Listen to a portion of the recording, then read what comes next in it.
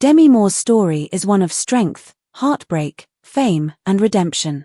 Her journey from a broken childhood to becoming one of Hollywood's most powerful women is filled with love, loss, and lessons that shaped her into the woman she is today.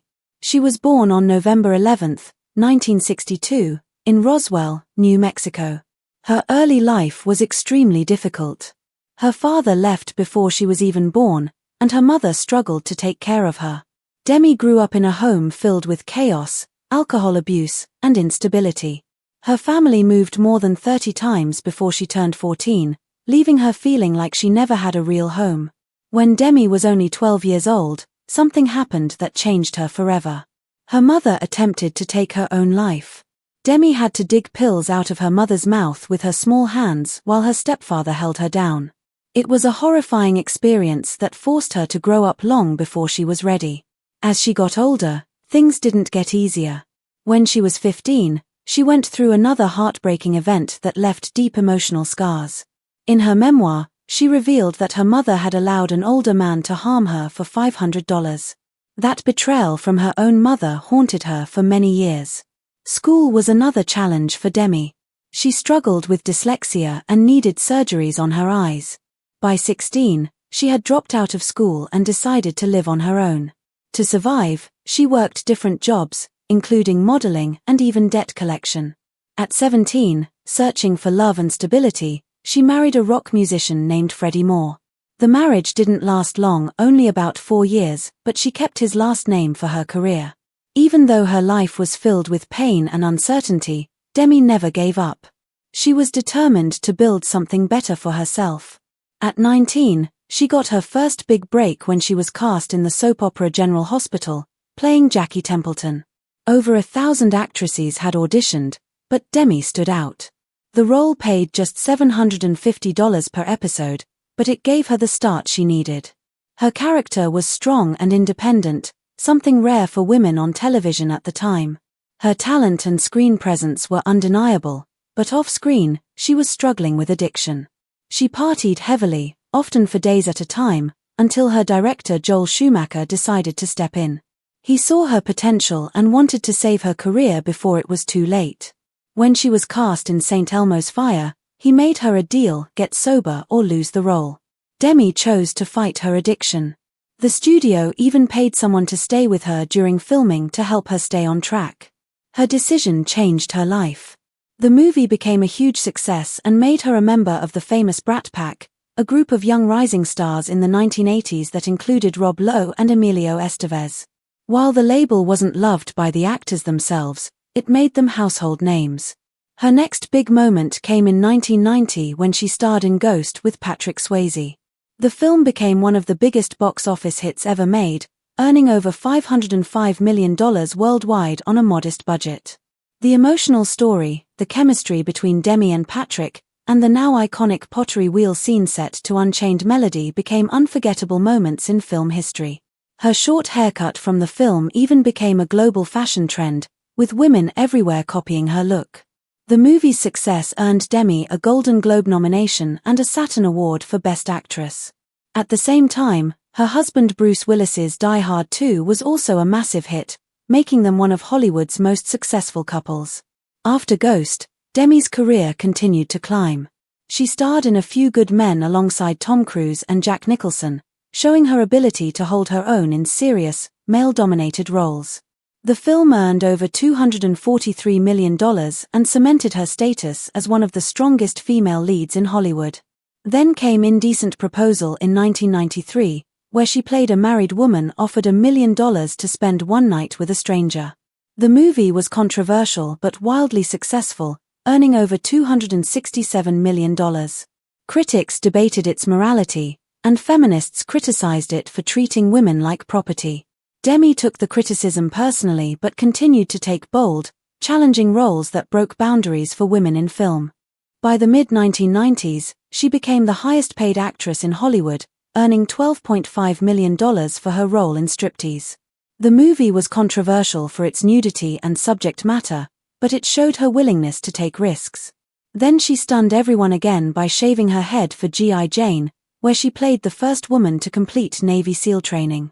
She did her own stunts and pushed herself to the limit physically and emotionally.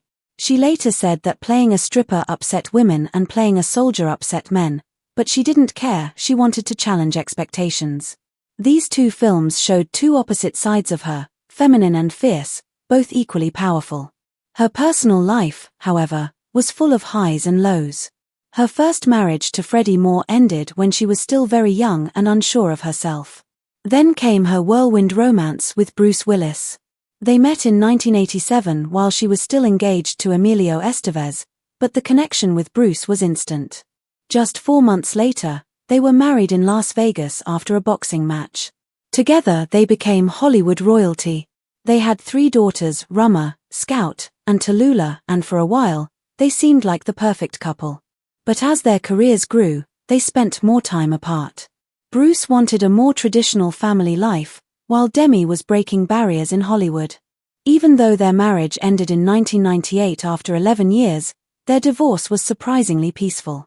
They remained close friends and dedicated co-parents, even attending each other's weddings later in life. Demi worked hard to be both a mother and a movie star. When she was pregnant with her second daughter, Scout, she posed nude for the cover of Vanity Fair, celebrating motherhood in a way no celebrity had done before. The image became iconic and symbolized empowerment. After her divorce, Demi decided to step away from Hollywood to focus on raising her daughters. She moved to Idaho to give them a normal life, far away from fame and paparazzi. That decision showed how much she valued being a mother over being a star. Then, in 2003, everything changed again. Demi met Ashton Kutcher at the premiere of Charlie's Angels, Full Throttle. She was 40, he was 25, and their connection was instant. Despite the 15-year age difference, they fell deeply in love. Within a day of meeting, they spent 8 hours on the phone, sharing their dreams and fears. Within weeks, Ashton met her daughters and even her ex-husband Bruce, who supported their relationship. 2 months later, Ashton proposed in a romantic midnight beach picnic, spelling out "Marry me" with rose petals and giving her a $250,000 diamond ring. They moved in together soon after and started a production company called Catalyst Films. They seemed unstoppable. But behind their happiness, tragedy struck when Demi suffered a miscarriage 6 months into her pregnancy. She was devastated. The loss broke her heart, and even though they went through grief counseling together, it left a permanent scar. The media couldn't get enough of their relationship. The 15-year age gap became a constant topic of jokes and headlines. Comedians made fun of Demi being a cougar, and the press followed them everywhere. But Demi handled it with humor, even appearing on Saturday Night Live wearing old-age makeup to make fun of the attention. In 2005, Demi and Ashton married in a private ceremony at their Beverly Hills home with about 100 guests, including Bruce Willis. Demi's daughters read heartfelt letters to Ashton, who gave each girl a Cartier love bracelet to show his promise to their family. Bruce was reportedly moved to tears. For a while, their family seemed happy. They spent time together in Idaho, went on vacations, and often included Bruce in their family gatherings. Ashton became a loving stepfather, attending the girls' school events and learning how to braid their hair. He even took parenting classes, saying love doesn't divide, it grows. But behind the smiles, cracks began to form. The pressure of public scrutiny, Demi's insecurities, and Ashton's rising fame began to weigh heavily on their relationship. Demi, still haunted by her past trauma and the pain of her miscarriage, struggled with substance abuse again. She wanted to stay youthful and perfect for Ashton but lost herself in the process. Eventually, their relationship fell apart. In 2011, reports surfaced of Ashton being unfaithful, and their marriage ended in 2013. The divorce devastated Demi. She spiraled into addiction and emotional breakdowns. In her memoir Inside Out, she revealed that she had been using drugs again and nearly died after collapsing from an overdose at a party. It was a dark period that forced her to confront everything she had tried to escape her entire life, her childhood pain, her insecurities, and her need to be loved. Now, at 62, Demi has come full circle. She has made peace with her past, repaired her relationship with her daughters, and embraced the woman she is today, strong, wise, and unapologetic. She has shared her story openly, including the miscarriage she once kept secret, the affairs she regrets, and the addiction that nearly destroyed her. Demi Moore's life is proof that even after the most painful falls, it's possible to rise again. She's no longer defined by the men she loved or the mistakes she made, but by her courage to keep going, to heal, and to inspire others to do the same. Ashton Kutcher became a positive influence in Demi Moore's daughters' lives from the very beginning. He encouraged their interests and made an effort to be part of their world. He helped Rummer set up her first Twitter account and even produced her film The Whole 10 Yards. Scout credited Ashton for inspiring her love for technology, which later led her to study computer science in college. He was enthusiastic, kind, and eager to help, but stepping into a fatherly role with 3 daughters wasn't always simple. Tallulah once shared that Ashton's presence confused her at first because she didn't know how to accept him as part of their family. Rummer even admitted she had a small crush on Ashton before he started dating her mother, which made things a bit awkward in the beginning. Despite these emotional complexities, Ashton handled the situation with patience and care. He attended the girls' events, cheered for them, and made himself available as a friend and mentor.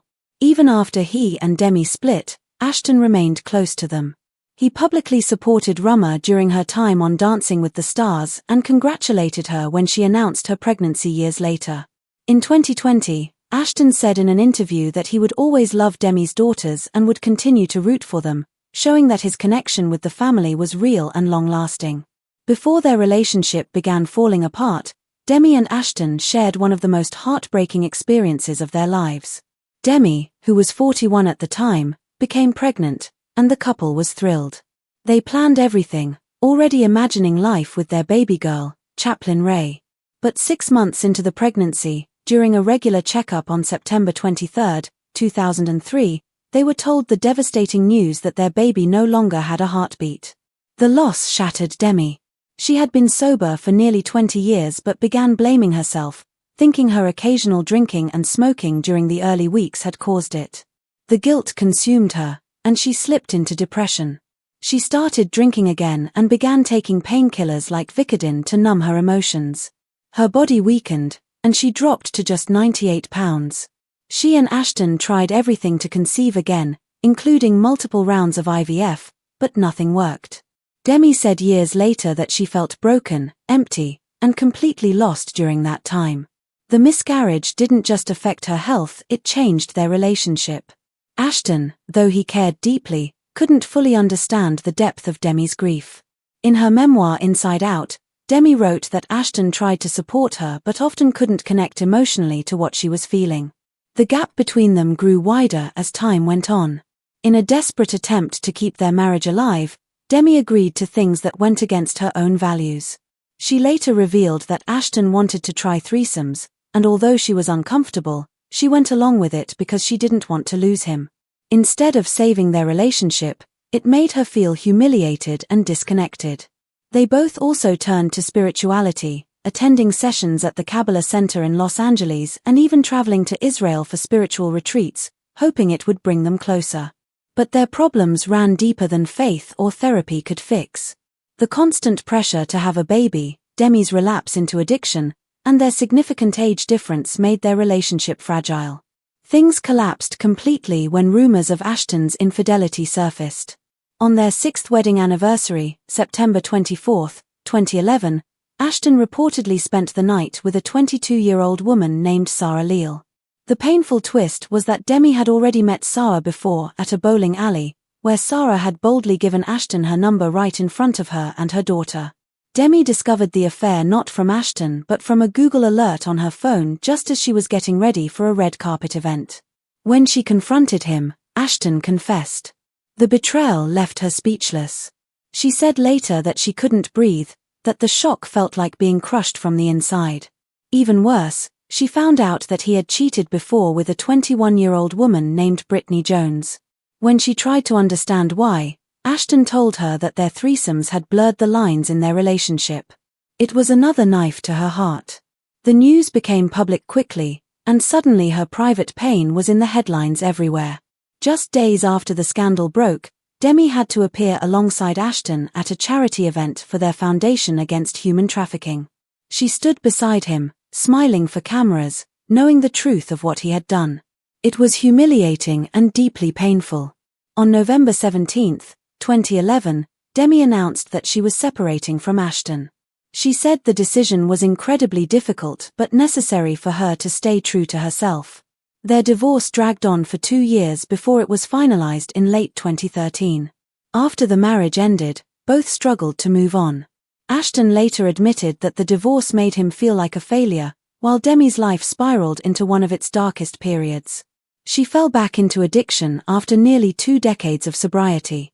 On January 23, 2012, things reached a terrifying point. During a party at her home in Benedict Canyon, she had a seizure after inhaling nitrous oxide and smoking synthetic cannabis. Paramedics were called, and she was rushed to the hospital. The incident shocked Hollywood and exposed just how much she was suffering. Her addictions worsened in the years that followed. She started taking up to 12 Vicodin pills a day, often mixing them with vodka and energy drinks. She became obsessed with her body image, spending hours staring at herself in the mirror, convinced she wasn't thin enough. At one point, she weighed only 102 pounds. Her body began to shut down from exhaustion and malnutrition, and she suffered multiple seizures. During this dark time, Demi isolated herself completely. She avoided her family and friends, shutting everyone out. She even missed Rummer's 30th birthday and other important family moments. Finally, in September 2012, she checked into a high-end rehab center in Utah called Cirque Lodge, which cost $150,000 a month. It was a turning point, but healing would take much longer than treatment. The damage her addiction caused extended far beyond herself. It fractured her relationship with her daughters. For 3 years, Demi and her daughters Rummer, Scout, and Tallulah didn't speak. Tallulah, who was 25 at the time, said it was one of the scariest times of her life. She remembered how her mother's behavior could change suddenly, one moment affectionate, the next distant and confused. The emotional strain caused Tallulah to develop her own eating disorder and body image issues. Rummer was filled with anger and grief, saying that her mother's addiction had taken away years of her life she could never get back. Scout felt abandoned and unloved. By 2012, all 3 daughters had cut contact. Demi didn't even see them on her 50th birthday. But in 2015, something changed. Tallulah had just finished her own rehab program and decided to reach out to her mother. It was the first time they had seen each other in 3 years. Demi immediately flew to New York to meet her. The reunion was emotional and difficult, but it was the beginning of healing. They entered therapy and began attending family counseling sessions regularly for over a year. Their reconciliation became public in 2019 when the family appeared together on Red Table Talk. It was an emotional conversation. Tallulah spoke about feeling abandoned, Rummer admitted she used to have panic attacks at the thought of seeing her mother, and Scout confessed to years of anger and resentment. Demi listened, took accountability, and expressed deep regret for how her actions had hurt them. They slowly began rebuilding their bond, and by 2017, they spent a week at a wellness retreat in Arizona that brought them even closer. Today, their relationship is stronger than ever. They celebrate holidays together, support one another's projects, and share heartfelt posts on social media. In 2022, for Demi's 60th birthday, her daughters surprised her by getting matching tattoos of the word mother in her handwriting, a powerful symbol of their renewed love and connection. Demi's friendship with her ex-husband Bruce Willis has also remained unbreakable. Even after their divorce in 2000, they stayed close and continued raising their daughters as a united family. When Bruce was diagnosed with aphasia in 2022, Demi was among the first to show public support. She frequently visits him and spends time with Bruce's wife, Emma Hemming Willis, and their blended family. In 2023, Demi joined the Willis family to celebrate Bruce's 68th birthday. She posted a video of everyone singing happy birthday together, and the clip quickly went viral for its warmth and love. Their friendship has inspired many, showing that even after a painful past, forgiveness and respect can last a lifetime. Demi even attended Bruce's Comedy Central roast in 2019, where she joked, "I was married to Bruce for the first 3 Die Hard movies, which makes sense because the last 2 sucked." The audience loved it, and it proved that the two still shared laughter and mutual admiration. At 62, Demi Moore is a completely different person from the one she once was. On her 2024 birthday, she told Vogue that she's discovered the most important relationship in her life, the one with herself. She no longer seeks someone else to complete her. She feels whole on her own and calls this phase of her life solo partnering. It's not about rejecting love but about prioritizing her happiness, independence, and peace of mind. Demi said she's not actively searching for romance, but she's open to it if it happens naturally. Her philosophy resonated with thousands, and soon after the interview, the #solopartnering went viral online. She has been on only a few carefully chosen dates in the past year, one of which was with an astrophysicist she met at a TED Talk. They went stargazing in the Mojave Desert, not as lovers, but as two people who shared deep curiosity about life and the universe. Demi described the evening as one of the most meaningful experiences she's ever had. Perhaps one of the most surprising developments in her life is her friendship with Mila Kunis, Ashton Kutcher's wife. Instead of holding on to bitterness, Demi chose forgiveness. She and Mila even started a small book club together, meeting every 2 weeks to discuss books, life, and personal growth. Fans admire how gracefully Demi has moved beyond the pain of her past, turning it into wisdom. Now, she focuses on her family, her health, and her passions. She's open to love but no longer defines her worth by it. She says that if she ever falls in love again, it will be with someone who adds joy and depth to her life, not someone she depends on to feel whole. And as a final touch of humor and love, she insists that whoever that person is, they must adore her little dog Pilaf, her furry companion who's become a star on social media with over 2 million followers. Through all the heartbreak, fame, and struggle, Demi Moore has come to embody strength and healing. She's proof that no matter how dark life becomes, it's possible to find light again, especially when that light comes from within.